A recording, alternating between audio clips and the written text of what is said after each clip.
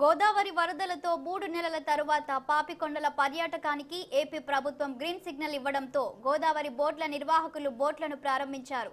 దేవీపట్నం మండలం పోచమ్మ గండి గొందూరు గ్రామంలో boat point ఏర్పాటు చేశారు. పోచమ్మ గండి నుండి పేరంటాలపల్లి వరకు బోటు రాకపోకలకు జల వనరుల శాఖ అధికారులు అనుమతించారు.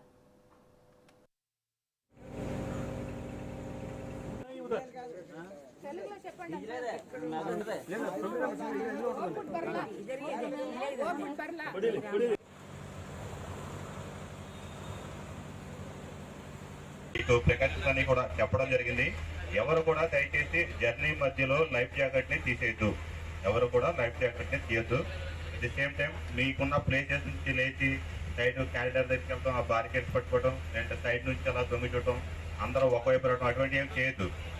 చేయటం వల్ల మనకి బోట్ జర్నీ అనేది రోడ్డు జర్నీకి బోట్ జర్నీకి చాలా డిఫరెన్స్ ఉంటుంది. బోట్ జర్నీ అనేది బ్యాలెన్స్ ని బేస్ చేసుకుని వెళ్తూ ఉంటుంది.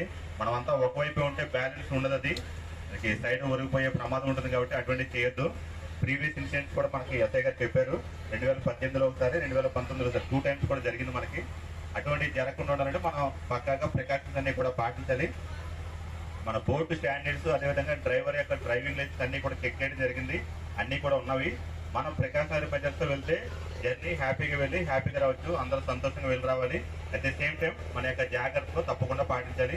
ఎవరు కూడా బోట్లో